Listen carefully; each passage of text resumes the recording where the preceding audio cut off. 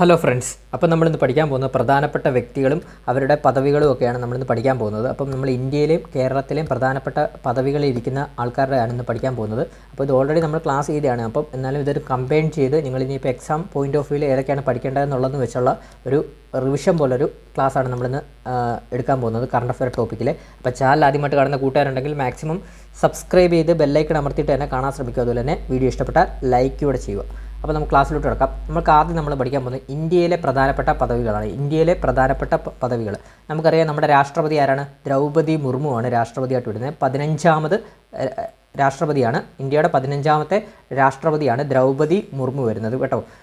പിന്നെ നമ്മുടെ ദ്രൗപദി മുർമുവിനെ കുറിച്ച് കഴിഞ്ഞ LDC തിരുവനന്തപുരത്ത് എക്സാമിന് ചോദിച്ചിരുന്നു. അപ്പം ഇനി വരുന്ന എക്സാംസിന് നമുക്ക് ചോദിക്കാൻ ചാൻസ് ഉണ്ട്. അപ്പം ഇതുമായിട്ടൊക്കെ ബന്ധപ്പെട്ട് അപ്പം ഒന്നുകൂടെ നോക്കി വെച്ചോ. ഇന്ത്യയുടെ രാഷ്ട്രപതിയാകുന്ന രണ്ടാമത്തെ വനിതയാണ് ദ്രൗപദി മുർമു. അതുപോലെ തന്നെ ആദിവാസി വിഭാഗത്തിൽ നിന്നുള്ള ആദ്യ ഇന്ത്യൻ രാഷ്ട്രപതിയാണ് ദ്രൗപദി മുർമു. അവർ സന്താൾ വിഭാഗത്തിൽ നിന്നാണ് വരുന്നത്.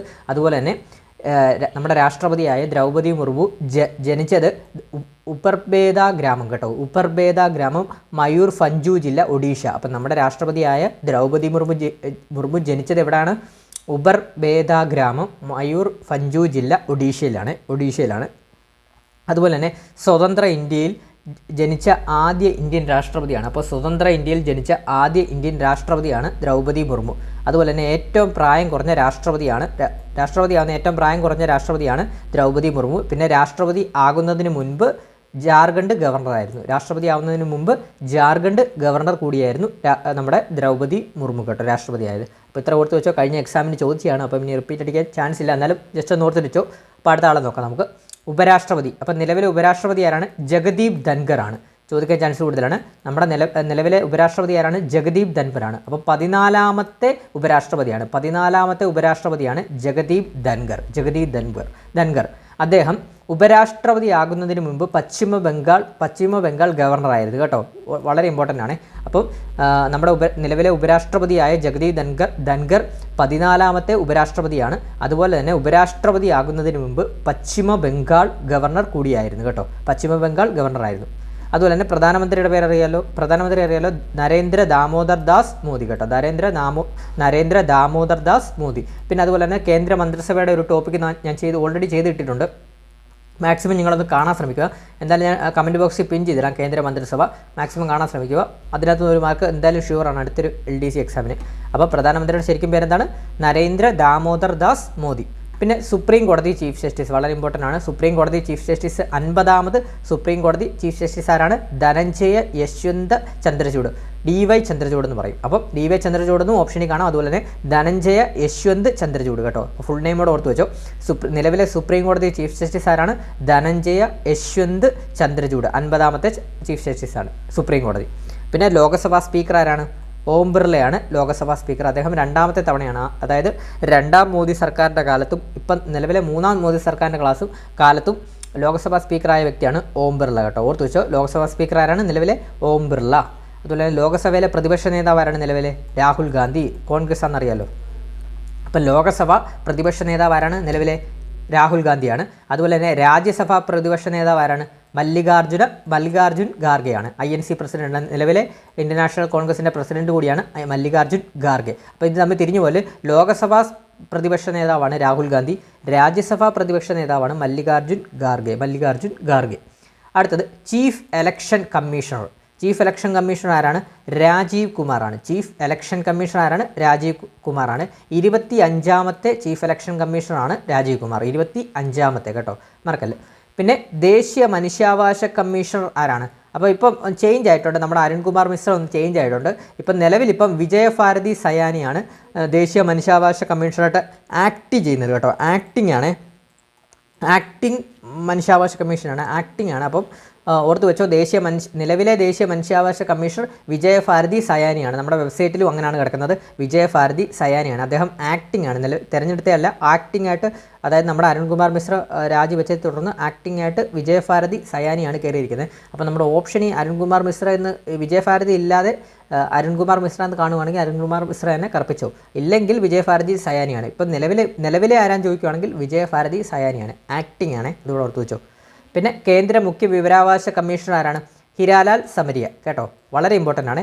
അപ്പോൾ കേന്ദ്ര മുഖ്യ വിവരാവകാശ കമ്മീഷണർ ആരാണ്? ഹിരാലാൽ സമരിയ. 12ാമത്തെ മുഖ്യ വിവരാവകാശ കമ്മീഷണറാണ് ഹിരാലാൽ സമരിയ.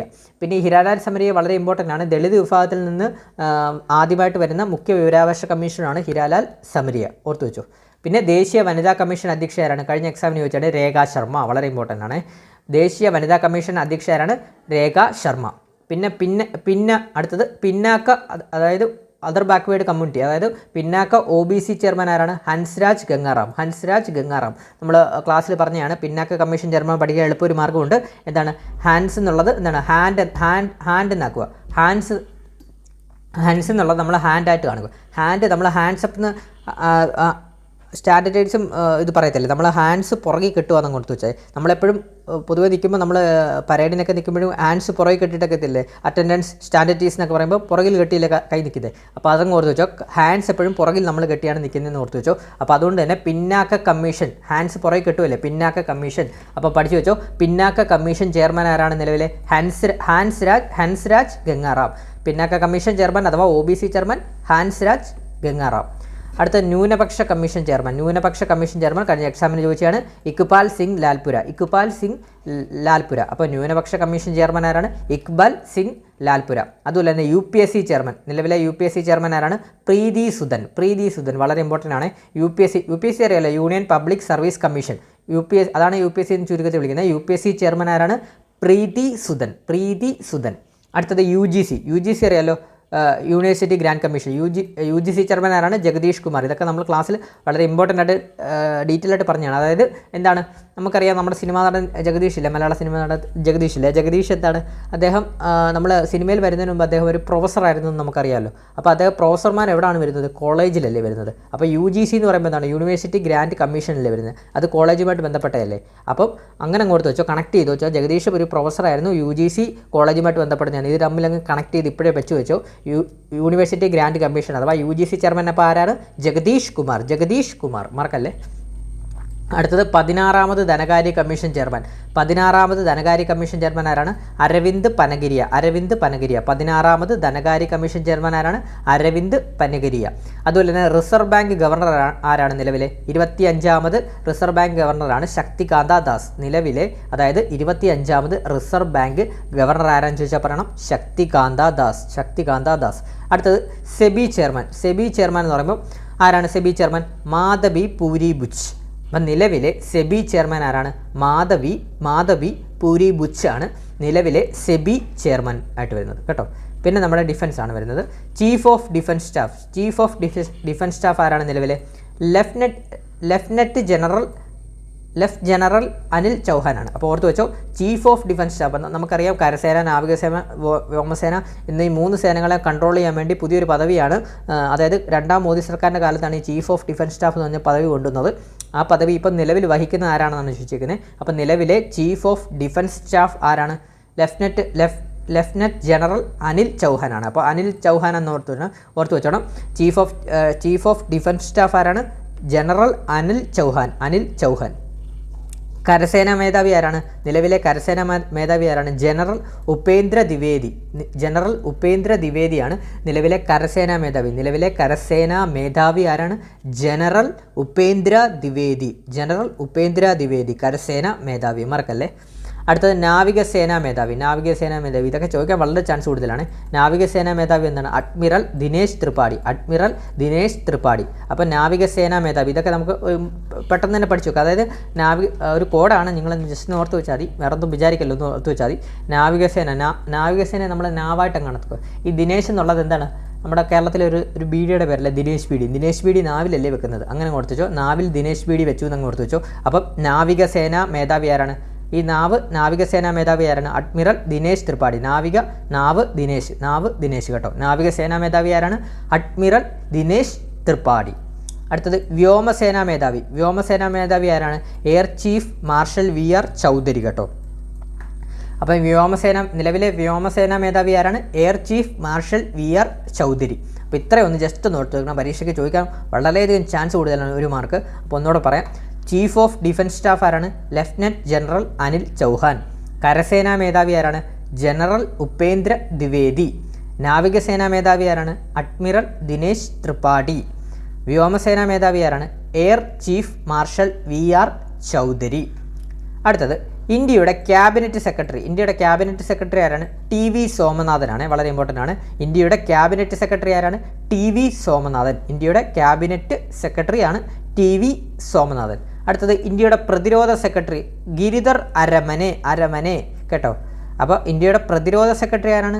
ഗിരിധർ അരമനെയാണ് ഇന്ത്യയുടെ നമ്മുടെ നിലവിലെ പ്രതിരോധ സെക്രട്ടറിയായിട്ട് വരുന്നത്. പിന്നെ ദേശീയ സുരക്ഷാ ഉപദേഷ്ടാവ് ആരാണ്? അദ്ദേഹം അജിത് ഡോവലാണ്. അദ്ദേഹം വലിയ ചേഞ്ച് ഇല്ല, കഴിഞ്ഞ മോദി സർക്കാരിൻ്റെ കാലത്തും ഇദ്ദേഹം തന്നെയായിരുന്നു, അജിത് ഡോവലായിരുന്നു. അപ്പം ഓർത്ത് വെക്കാമല്ലോ, ദേശീയ സുരക്ഷാ ഉപദേഷ്ടാവ് അജിത് ഡോവൽ. അതുപോലെ തന്നെ ലോക്സഭാ സെക്രട്ടറി ജനറലാണ് ഉത്പൽ കുമാർ സിംഗ് കേട്ടോ. അപ്പം നിലവിലെ ലോക്സഭാ സെക്രട്ടറി ജനറൽ ആരാണ്? ഉത്പൽ കുമാർ സിംഗ് കേട്ടോ, ഉത്പൽ കുമാർ സിംഗ്. അതുപോലെ തന്നെ അറ്റോർണി ജനറൽ ഓഫ് ഇന്ത്യ ആരാണ്? R വെങ്കിട്ടരമണി കേട്ടോ, വളരെ ഇമ്പോർട്ടൻ്റ് ആണ്. അറ്റോർണി ജനറൽ ഓഫ് ഇന്ത്യ ആരാണ്? R വെങ്കിട്ടരമണി. അതുപോലെ തന്നെ സോളിസിറ്റർ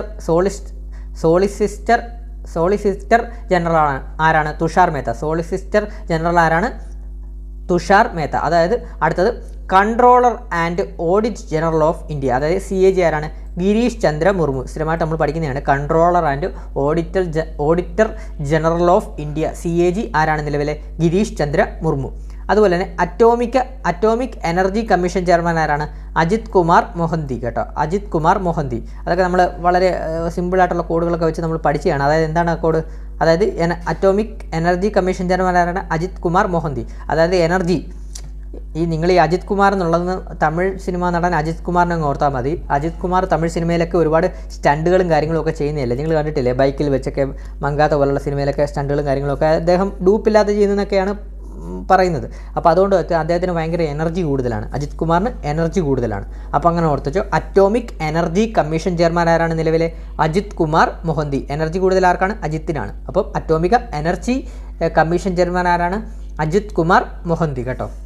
അടുത്ത നമുക്ക് നോക്കാം. അടുത്ത വളരെ ഇമ്പോർട്ടൻ്റ് ആയിട്ടുള്ളൊരു പോയിൻ്റാണ്. ഐക്യരാഷ്ട്രസഭയിലെ ഇന്ത്യയുടെ സ്ഥിരം പ്രതിനിധി ആരാണ്? അരിന്ദം ബാഗ്ചി കേട്ടോ, അരിന്ദം ബാഗ്ചി. വളരെ ഇമ്പോർട്ടൻ്റ് ആണ്. ഐക്യരാഷ്ട്രസഭയിലെ ഇന്ത്യയുടെ സ്ഥിരം പ്രതിനിധി ആരാണ്? അരിന്ദം ബാഗ്ചി കേട്ടോ, ബാഗ്ചി. അപ്പോൾ ഐക്യരാഷ്ട്രസഭയിലെ നമ്മുടെ ഇന്ത്യയുടെ സ്ഥിരം പ്രതിനിധി ആരാണ്? അരിന്ദം ബാഗ്ചി. അതുപോലെ തന്നെ യുനെസ്കോയിലെ ഇന്ത്യൻ അംബാസഡർ ആരാണ്? വിശാൽ വി ശർമ്മ.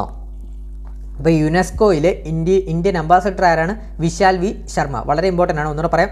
ഐക്യരാഷ്ട്രസഭയിലെ ഇന്ത്യയുടെ സ്ഥിരം പ്രതിനിധി ആരാണ്? അരിന്ദം ബാഗ്ചിയാണ്. അതുപോലെ തന്നെ യുനെസ്കോയിലെ ഇന്ത്യൻ അംബാസഡർ ആരാണ്? വിശാൽ വി ശർമ്മ. അതുപോലെ തന്നെ ട്രൈയുടെ ചെയർമാൻ ആരാണ്? അനിൽ കുമാർ ലഹോട്ടി കേട്ടോ, ട്രൈയുടെ ചെയർമാൻ അനിൽ കുമാർ ലഹോട്ടി. അതുപോലെ തന്നെ ഇന്ത്യൻ സെൻസസ് കമ്മീഷണറാണ് മൃയുഞ്ജയ് കുമാർ നാരായണൻ കേട്ടോ, മൃയുഞ്ജയ് കുമാർ നാരായണനാണ് ഇന്ത്യൻ സെൻസസ് കമ്മീഷണർ. പിന്നെ ISRO ചെയർമാൻ നമുക്ക് എല്ലാവർക്കും അറിയുന്നതാണ്, മലയാളിയായ S സോമനാഥാണ് ISRO ചെയർമാൻ. പിന്നെ VSSCയുടെ ഡയറക്ടർ മലയാളിയായ S ഉണ്ണികൃഷ്ണൻ നായരാണ് കേട്ടോ. അപ്പോൾ VSSCയുടെ ഡയറക്ടർ ആരാണ്? S ഉണ്ണികൃഷ്ണൻ നായരാണ്. പിന്നെ പ്രസ് ട്രസ്റ്റ് ഓഫ് ഇന്ത്യയുടെ ചെയർമാൻ ആരാണ്?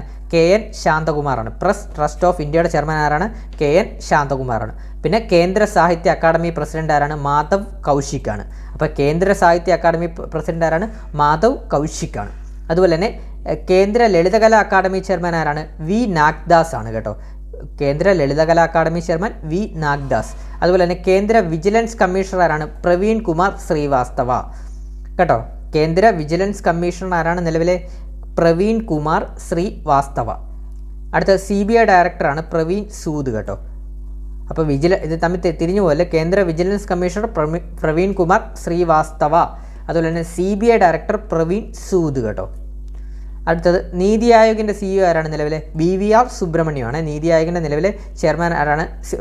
നീതി ആയോഗിൻ്റെ നിലവിലെ CEO മീൻസ് ചീഫ് ഇലക്ടറൽ ഓഫീസറാണ് CEO വരുന്നത്. അതായത് നീതി ആയോഗിൻ്റെ നിലവിലെ CEO ആരാണ്? നീതി ആയോഗിൻ്റെ BVR സുബ്രഹ്മണ്യം. വളരെ ഇമ്പോർട്ടൻ്റ് ആണ്. അതുപോലെ തന്നെ നീതി ആയോഗിൻ്റെ നിലവിലെ വൈസ് ചെയർമാനാണ് സുമൻ ബേരി കേട്ടോ, സുമൻ ബേരി. അപ്പോൾ നീതി ആയോഗിൻ്റെ വൈസ് ചെയർമാൻ സുമൻ ബേരിയും CEO BVR സുബ്രഹ്മണ്യവും കേട്ടോ, മറക്കല്ലേ. ഇനി നമുക്ക് കേരളം പഠിക്കാം. കേരളത്തിലെ പ്രധാനപ്പെട്ട വ്യക്തികൾ നമുക്ക് പഠിക്കാം. ഗവർണർ ആരാണെന്ന് അറിയാമല്ലോ, ആരിഫ് മുഹമ്മദ് ഖാൻ ആണ് നിലവിലെ ഗവർണറായിട്ട് വരുന്നത്. പിന്നെ മുഖ്യമന്ത്രി എല്ലാവർക്കും അറിയുന്ന ആളാണ്, പിണറായി വിജയനാണ് വരുന്നത്. പിണറായി വിജയൻ്റെ നിയമസഭാ മണ്ഡലം ഒന്ന് നോക്കിയിട്ട് വേണം. ധർമ്മടം നിയമസഭാ മണ്ഡലത്തിൽ നിന്നാണ് പിണറായി വിജയൻ വിജയിച്ച് വന്നത് കേട്ടോ. അതുപോലെ തന്നെ കേരളത്തിലെ നിലവിലെ ഹൈക്കോടതി ചീഫ് ജസ്റ്റിസ് ആരാണെന്ന് ചോദിച്ചാൽ പറയണം മുഹമ്മദ് മുഷ്താഖാണ് കേട്ടോ. ആക്ടിംഗ് ആണ്, അതുകൂടെ ഓർത്ത് വെച്ചണം. അടുത്തത് നമ്മുടെ അതായത് ആശിഷ് ജിതേന്ദ്ര ദേശായി അദ്ദേഹത്തിൻ്റെ ടൈം രാജിവെച്ചല്ലോ, അത് രാജിവെച്ച് അതിനുശേഷം അദ്ദേഹം പോയതിനു ശേഷം മുഹമ്മദ് മുഷ്താഖാണ് നിലവിലെ ഇപ്പം ആക്ടിംഗ് ആയിട്ടിരിക്കുന്നത്, ആക്ടിംഗ് ഹൈക്കോടതി ചീഫ് ജസ്റ്റിസ് ആയിട്ടിരിക്കുന്നത്. അടുത്ത ഇനി വരാനുള്ളത് നിതിൻ ജാംദാറാണ് കേട്ടോ, നിതിൻ ജാംദാറാണ്. പക്ഷേ ഇപ്പം നമ്മളോടിപ്പം പരീക്ഷയ്ക്ക് കുഞ്ഞനായിരിക്കും ചോദിക്കുന്നത് നിലവിലെ കേരള ഹൈക്കോടതി ചീഫ് ജസ്റ്റിസ് ആരാണ്. അപ്പം നിലവിലെ ചോദിക്കുകയാണെങ്കിൽ പറയണം മുഹമ്മദ് മുഷ്താഖാണ്, ആക്ടിംഗ് ആണ്, മുഹമ്മദ് മുഷ്താഖ് ആക്ടിംഗ് കേട്ടോ. അടുത്തത് കേരള ആസൂത്രണ ബോർഡിൻ്റെ വൈസ് ചെയർമാൻ ആരാണ്? വി കെ രാമചന്ദ്രൻ കേട്ടോ. കേരള ആസൂത്രണ ബോർഡിൻ്റെ വൈസ് ചെയർമാൻ ആരാന്ന് ചോദിച്ചാൽ പറയണം വി കെ രാമചന്ദ്രൻ കേട്ടോ, വി കെ രാമചന്ദ്രൻ. മുഖ്യ തെരഞ്ഞെടുപ്പ് കമ്മീഷണർ ആരാണ്? എ ഷാജഹാൻ. മുഖ്യ തെരഞ്ഞെടുപ്പ് കമ്മീഷണർ എ ഷാജഹാൻ. അതുപോലെ തന്നെ ചീഫ് ഇലക്ടറൽ ഓഫീസർ ആരാണ്? Sanjay Kaul. Chief electoral officer ആരാണ്? സഞ്ജയ് കൗളാണ് വരുന്നത്. പിന്നെ നമ്മുടെ കേരള PSC അതായത് പബ്ലിക് സർവീസ് കമ്മീഷൻ, നമ്മുടെ PSCയുടെ ചെയർമാൻ ആരാണ് നിലവിലെ? AR ബൈജു ആണ്, AR ബൈജു ആണ്. പിന്നെ അതുപോലെ തന്നെ കേരള സംസ്ഥാന മനുഷ്യാവകാശ കമ്മീഷൻ്റെ ചെയർമാൻ ഇപ്പം ചേഞ്ച് ആയിട്ടുണ്ട്, ജസ്റ്റിസ് അലക്സാണ്ടർ തോമസ് ആണ് കേട്ടോ. അപ്പോൾ കേരള സംസ്ഥാന മനുഷ്യാവകാശ കമ്മീഷൻ ചെയർമാനായിട്ട് നമ്മുടെ ജസ്റ്റിസ് അലക്സാണ്ടർ തോമസ് അധികാരമേറ്റിട്ടുണ്ട്. നമ്മളിപ്പം വെബ്സൈറ്റിൽ കയറി നോക്കിക്കഴിഞ്ഞാൽ ജസ്റ്റിസ് അലക്സാണ്ടർ തോമസിൻ്റെ ആയിരുന്നു. ഇതിനു മുമ്പേ ആയിരുന്നു കെ ബൈജുനാഥ് ആയിരുന്നു, ആക്ടിംഗ് ആയിട്ട് നിൽക്കുമായിരുന്നു, ആക്ടിംഗ് മനുഷ്യാവകാശ കമ്മീഷൻ ചെയർമാനായിട്ട് നിൽക്കുമായിരുന്നു. ഇപ്പം നമ്മുടെ ജസ്റ്റിസ് അലക്സാണ്ടർ തോമസ് പദവി ഏറ്റെടുത്തിട്ടുണ്ട്. ഇപ്പം നമ്മുടെ വെബ്സൈറ്റിലെല്ലാം ജസ്റ്റിസ് അലക്സാണ്ടർ തോമസ് ആണ് കേരള സംസ്ഥാന മനുഷ്യാവകാശ കമ്മീഷൻ്റെ ചെയർമാനായിട്ട് ഇരിക്കുന്നത്, മറക്കല്ലേ. പിന്നെ 6ാമത് സംസ്ഥാന ധനകാര്യ കമ്മീഷൻ ചെയർമാൻ ആരാണ്? 6ാമത് സംസ്ഥാന ധനകാര്യ കമ്മീഷൻ ചെയർമാനാണ് SM വിജയാനന്ദ്. അതുപോലെ തന്നെ കേരള വനിതാ കമ്മീഷൻ അധ്യക്ഷ ആരാണ്? P സതീദേവിയാണ് കേരള വനിതാ കമ്മീഷൻ അധ്യക്ഷയായിട്ട് വരുന്നത്. പിന്നെ കേരള ലോകായുക്ത N അനിൽകുമാർ. പിന്നെ നിയമസഭാ സ്പീക്കർ ആരാണ്? AN ഷംസീർ ആണ് നിലവിലെ നമ്മുടെ കേരള നിയമസഭയിലെ സ്പീക്കറായിട്ട് വരുന്നത്, AN ഷംസീറിൻ്റെ നമ്മുടെ സ്പീക്കറായ AN ഷംസീറിൻ്റെ നിയമസഭാ മണ്ഡലം എന്ന് പറയുന്നത് തലശ്ശേരി മണ്ഡലമാണ്, കണ്ണൂർ ജില്ലയിലെ തലശ്ശേരി മണ്ഡലമാണ്. പിന്നെ അടുത്തത് ചീഫ് സെക്രട്ടറി ആരാണ്? V വേണുവാണ്. നമ്മുടെ നിലവിലെ കേരള ചീഫ് സെക്രട്ടറി V വേണുവാണ്. കേരളത്തിലെ നിലവിലെ വിവരാവകാശ കമ്മീഷണർ ആരാണ്? കേരള വിവരാവകാശ കമ്മീഷണർ ആരാണ്? V ഹരിനായരാണ് കേരള വിവരാവകാശ കമ്മീഷണറായിട്ട് വരുന്നത്. പിന്നെ നിലവിലെ DGP ആരാണ് കേരളത്തിലെ? ഡോക്ടർ ഷെയ്ഖ് ദർവേഷ് സാഹിബ് കേട്ടോ, ഡോക്ടർ ഷെയ്ഖ് ദർവേഷ് സാഹിബ് കേട്ടോ. പിന്നെ കേരള സാഹിത്യ അക്കാദമി ചെയർമാൻ ആരാണ് നിലവിലെ? കേരള സാഹിത്യ അക്കാദമി ചെയർമാൻ മട്ടന്നൂർ ശങ്കരൻകുട്ടി മാരാർ. ഇദ്ദേഹം ഒരു ചെണ്ട വിദ്വാനാണ് കേട്ടോ. അപ്പോൾ കേരള സാഹിത്യ അക്കാദമി ചെയർമാൻ ആരാണ് നിലവിലെ? മട്ടന്നൂർ ശങ്കരൻകുട്ടി മാരാർ, ചെണ്ട വിദ്വാനാണ്. പിന്നെ കേരള ഫോക്ലർ അക്കാദമി ചെയർമാൻ ആരാണ്? OS ഉണ്ണികൃഷ്ണനാണ്, പടയണി കലാകാരനാണ്. അപ്പം കേരള ഫോക്ലർ അക്കാദമി ചെയർമാൻ ആരാണ്? OS ഉണ്ണികൃഷ്ണനാണ് വരുന്നത്. പിന്നെ കേരള ലളിതകലാ അക്കാദമി ചെയർമാൻ ആരാണ്? മുരളി ചിരോത്ത് കേട്ടോ. Kerala Lalithakala academy chairman Murali Chiroth. അപ്പോൾ ഒന്നുകൂടെ ഇത്രയും പറയാം, നിങ്ങൾ മറന്നു പോകാൻ ചാൻസ് ഉണ്ട്, അതുകൊണ്ടാണ് തിരിഞ്ഞു പോകാതിരിക്കാനാണ് ഒന്നുകൂടെ പറയാം. കേരള സാഹിത്യ അക്കാദമി ചെയർമാൻ ആരാണ്? മട്ടന്നൂർ ശങ്കരൻകുട്ടി കേരള സാഹിത്യ അക്കാദമി ചെയർമാൻ നിലവിലെ ആരാണ്? മട്ടന്നൂർ ശങ്കരൻകുട്ടി മാരാർ, ചെണ്ട വിദ്വാനാണ്. അതുപോലെ തന്നെ Kerala folklore academy chairman OS ഉണ്ണികൃഷ്ണനാണ്. കേരള ലളിതകലാ അക്കാദമി ചെയർമാൻ മുരളി ചിരോത്താണ്. അതുപോലെ തന്നെ കേരള ചലച്ചിത്ര അക്കാദമി ചെയർമാൻ രഞ്ജിത്ത് ബാലകൃഷ്ണനാണ്. നമ്മുടെ ഡയറക്ടറായ രഞ്ജിത്ത് ബാലകൃഷ്ണനാണ് കേരള ചലച്ചിത്ര അക്കാദമി ചെയർമാനായിട്ട് വരുന്നത്. പിന്നെ കേരള സംസ്ഥാന ചലച്ചിത്ര വികസന കോർപ്പറേഷൻ കേട്ടോ, കേരള ചലച്ചിത്ര അക്കാദമി ചെയർമാൻ രഞ്ജിത്ത് ബാലകൃഷ്ണനാണ്. അതുപോലെ തന്നെ കേരള സംസ്ഥാന ചലച്ചിത്ര വികസന കോർപ്പറേഷൻ കണ്ടോ, കേരള സംസ്ഥാന ചലച്ചിത്ര വികസന കോർപ്പറേഷൻ ചെയർമാനാണ് ഷാജി N കരുൺ കേട്ടോ, ഷാജി N കരുൺ, മറക്കല്ലേ. പിന്നെ നമ്മുടെ ബാലാവകാശ കമ്മീഷൻ ചെയർമാനാണ് നിലവിലെ ബാലാവകാശ കമ്മീഷൻ ചെയർമാൻ KV മനോജ് കുമാറാണ് നിലവിലെ കേരളത്തിലെ ബാലാവകാശ കമ്മീഷൻ ചെയർമാനായിട്ട് വരുന്നത്. പിന്നെ SC/ST കമ്മീഷൻ ചെയർമാൻ ആരാണ്? BS മാവോജിയാണ്. SC/ST കമ്മീഷൻ ചെയർമാൻ ആരാണ്? നിലവിലെ BS മാവോജിയാണ്. കേരളത്തിലെ ന്യൂനപക്ഷ കമ്മീഷൻ ചെയർമാൻ ആരാണ്? AA റഷീദാണ് കേരളത്തിലെ ന്യൂനപക്ഷ കമ്മീഷൻ ചെയർമാനായിട്ട് വരുന്നത്. പിന്നാക്ക കമ്മീഷൻ ചെയർമാൻ, അതായത് OBC പിന്നാക്ക വിഭാഗ കമ്മീഷൻ ചെയർമാൻ ആരാണ്? നിലവിലെ G ശശിധരനാണ്. അതുപോലെ തന്നെ യുവജന കമ്മീഷൻ ചെയർമാൻ ആരാണ്? M ഷാജറാണ് കേട്ടോ, M ഷാജറാണ്. അപ്പം നമ്മുടെ ക്ലാസ് ഇന്നത്തെ ഇത്രയേ ഉള്ളൂ. അതായത് നമ്മളിപ്പം തന്നെ നമ്മൾ ഇന്ത്യയിലെയും കേരളത്തിലെ പ്രധാനപ്പെട്ട എല്ലാ വ്യക്തികളുടെ കാര്യവും പറഞ്ഞിട്ടുണ്ട്. അതായത് എക്സാം പോയിന്റ് ഓഫ് വ്യൂവിൽ ഇതിൽ നിന്ന് നിങ്ങൾക്ക് എന്തായാലും ഒരു 2-3 മാർക്കിനുള്ള ചോദ്യങ്ങൾ ഉറപ്പായിട്ടും ഇനി വരുന്ന LDCക്ക് ചോദിക്കാൻ വളരെയധികം ചാൻസ് കൂടുതലാണ്. അപ്പം മാക്സിമം ഇത് നിങ്ങൾക്ക് ഹെൽപ്ഫുൾ ആവുന്ന രീതിയിലാണ് നമ്മളിപ്പം രണ്ടും കൂടെ കമ്പൈൻ ചെയ്ത് ഒരുമിച്ച് ഒരു വീഡിയോ ആയിട്ട് നിങ്ങൾക്ക് മുമ്പിൽ അവതരിപ്പിച്ചത്. അപ്പം നിങ്ങൾക്കിനി ഇന്ത്യയുടെയും കേരളത്തിൻ്റെ പ്രധാന പദവികൾ തപ്പി പോകേണ്ട കാര്യമില്ല. ഈ ഒരു ക്ലാസ് കണ്ടാൽ തന്നെ നിങ്ങൾക്ക് എല്ലാം ഏകദേശം ക്ലിയർ ആയിക്കോളും.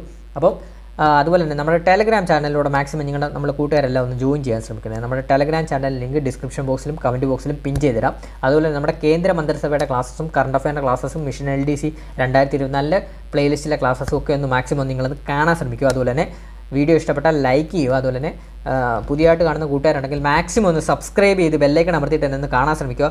അതുപോലെ തന്നെ അഭിപ്രായങ്ങൾ കമൻറ്റ് ചെയ്യുക. അതുപോലെ തന്നെ മറ്റുള്ള കൂട്ടുകാർക്കൂടെ ഒന്ന് ഷെയർ ചെയ്ത് കൊടുക്കുകയും ചെയ്യുക. അപ്പം ഇത്രയേ ഉള്ളൂ. പുതിയൊരു വീഡിയോ ആയിട്ട് ഉടനെ തന്നെ എത്തുന്നതാണ്. Thank you all.